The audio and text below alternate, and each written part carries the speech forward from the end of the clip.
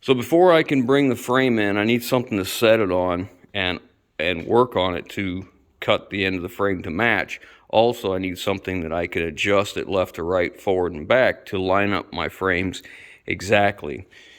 I looked around the shop, went out in my scrap pile, put some plans together. It got intricate, it got involved, and then I'm like, you know what, hold on. And I come back in the shop and I'm like, I just need something simple and effective for the Peterbilt. So what better thing to do than do what I do, and that's repurpose truck frame.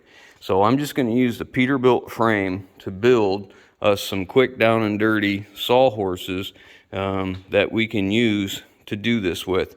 You know, I had drawn out some plans and looked at material, and I was going to order it, and I was looking at like $400 in material plus a few other things that I was going to order, and I'm just like, man, by the time I'm done, I got $800 to $1,000 in 2 sawhorses. I'd rather just not spend the money on that. I would rather save that money and spend it on something that's more intricate, something that really requires to have something nice versus sawhorses. So we're going to use Peterbilt frame. We might just have the first Peterbilt sawhorses ever made, but that's okay. So we're just going to cut this up, and I have almost enough. I just need just a little bit more. We'll use some of that stuff for it, and we should be able to get this done. So that's what we're going to do now. So I got to get the metal cutting circular saw, that Milwaukee, and we're going to start cutting this into sections. Well, we cut these 2 pieces with the Milwaukee metal saw. Now we're switching to the HTP MICROCUT plasma cutter to do this part.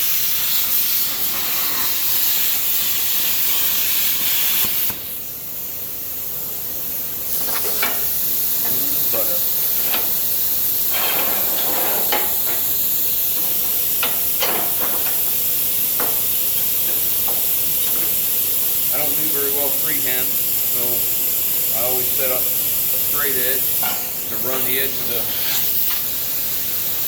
plasma cutter off of. Just face it back just a little bit.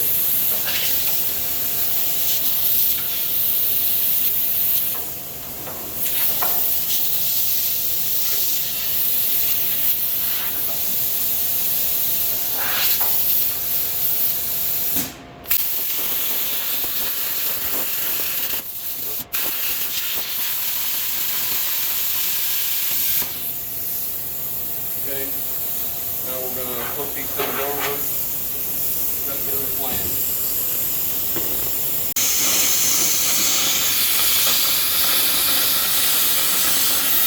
He has them clamped together and standing on end, so he can just cut them both at the same time to save time. So we're trying to get these done really quick and get on with the project that we're working on. So any way to save time is great.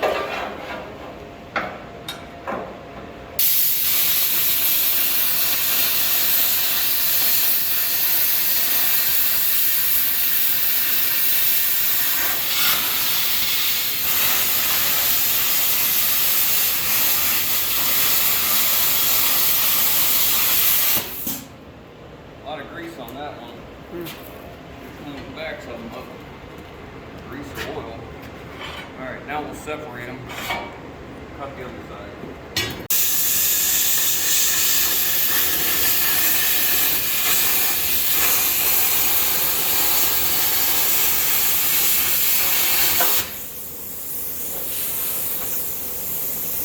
Do you want me to get that piece? Yeah, because I need to cut this. Okay.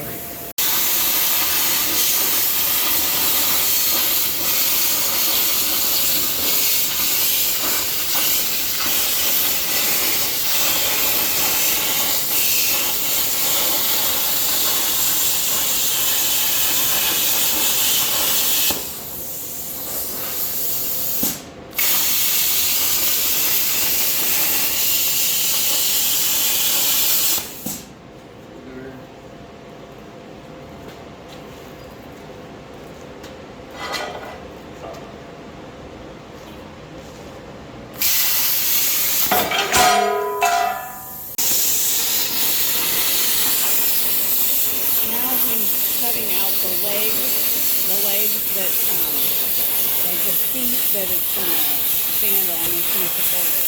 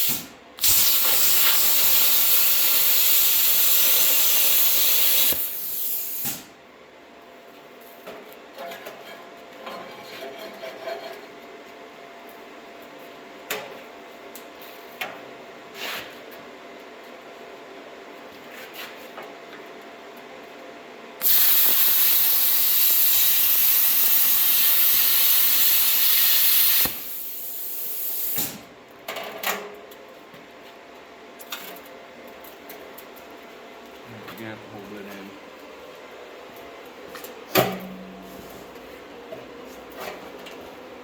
Like this? Yeah. Okay.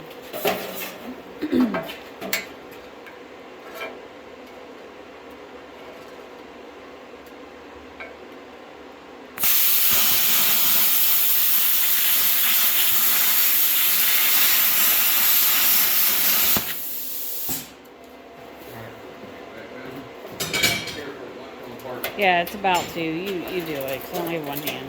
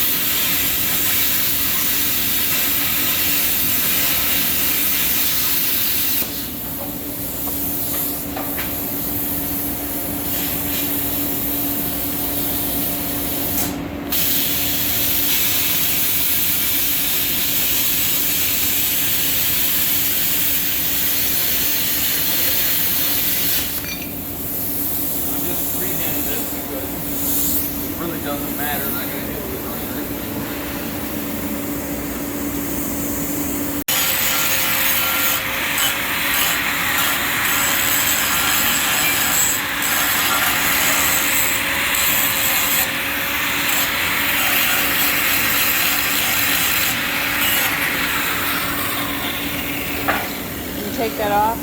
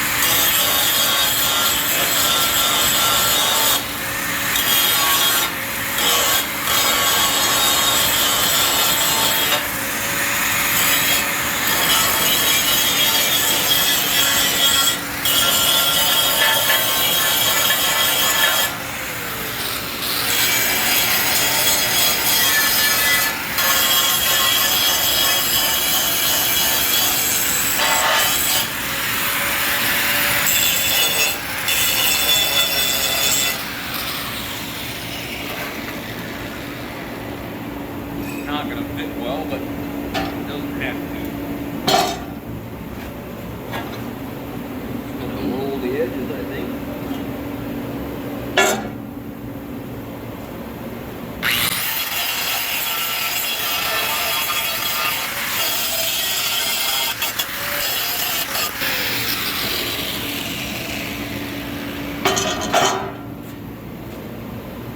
Put a little cappy here, but I'll have to cut the next one tighter because I don't have the room to spare.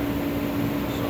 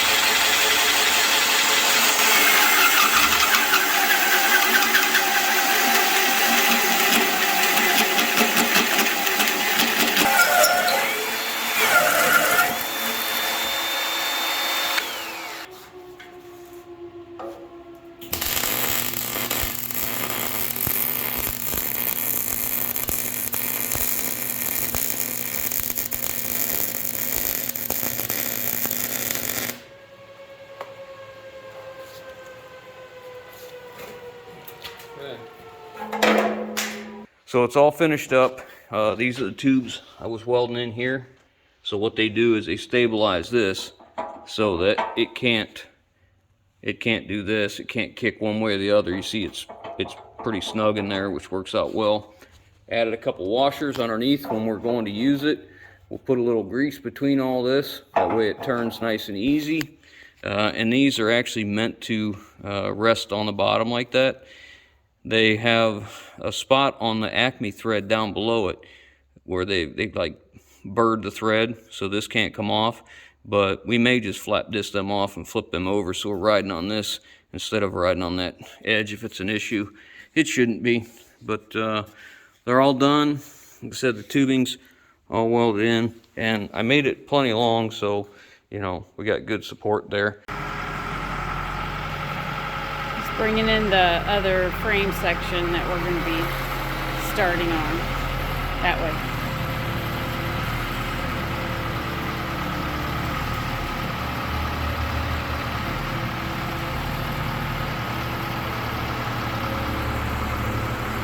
we're gonna let it sit overnight and let the snow melt off of it.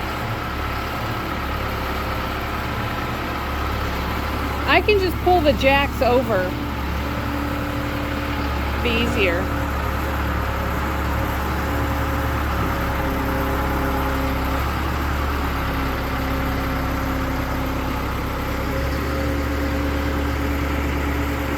All right, so now you can kind of see what I was after here. I wanted to be able to put this bare frame on here and get it set just right at the front. I want to be level side to side and then in the same plane forward and back as the frame on the truck. So by having these adjusting screws, it allows me infinite amounts of adjustment, pretty simple, just by, you know, spinning these around. I ordered a piece of plate I'm having made that goes up like this, it comes over and it comes down in a U shape, and I want the U shape because I want the strength, because I want it to straddle one side to the other and go kind of long, because we're going to put a brace up this way on either side, and we're going to have it to where we have two bolts here that we can adjust, and we can basically grab the frame and not squeeze it, but just keep it from shifting left and right.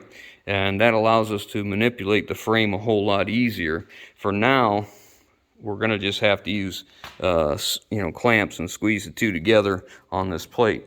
That U channel we're having made, we're going to drill the same as this pattern here, and I'm going to put plugs and pins. We'll put pins so they'll go down into here, and then we'll plug weld them so they're smooth on the top side, and that way it'll hold them straight but not be permanent. And I don't need to bolt them or anything. I want the top of this to be 100% smooth so things move on it easily. And we take that brace up like that, that'll really help us out. It'll make it to where you can make fine adjustments, you know, like back one side off 1/4 inch, tighten it up, you know, that kind of thing. Maybe overkill, I don't know. Seems like it'll suit us, because we seem to be doing a lot more frame work than we used to. I think that's going to be handy. So anyhow, that's it. It's in motion. I don't think I'm going to weld or fix the casters on the bottom permanently. I think I'm going to build an angle iron kind of a cart that they sit on, because I think there'll be times when I want this to be as low as it can go, and them wheels are 6.5 inches tall, so it's going to take it up quite a bit. So I don't think I'm going to weld them on. Plus, when I build an angle iron cart, these will sit down in there. I'll just make a plate to go on the inside, so it rests on the outside, grabs on the inside, and that'll keep them from the legs from kicking out. I don't think they're going to. I've got them welded far beyond what they needed, and even the way they're sitting now, I tried to use a sledgehammer to move them, and the whole thing moves. The legs don't move, so I think we're okay. But that's all done enough that we can use it. So in the next video, it's time. I think we're ready. I think we're ready to cut our splice and get it fit and get us everything set up and start welding. I'll have to take that cross member out way back there, the one that's damaged. I don't know if you can tell, but the frame kicks in right there where it's at, and that's going to screw us up. I got to make sure that the frame's okay at that point, because if it's not, we can't use this. We'll have to get something else. But if it's just pulled just because of that and we can get it to come back, fantastic. But you get an idea of how long this is going to be. There's going to be 22 feet of frame behind the cab. So if you're wondering why I'm having an inner liner and outside liner, well, there you go. All right, so I hope you guys enjoyed the build of these things. Like I said, next one, we'll be doing a splice. Thanks for watching.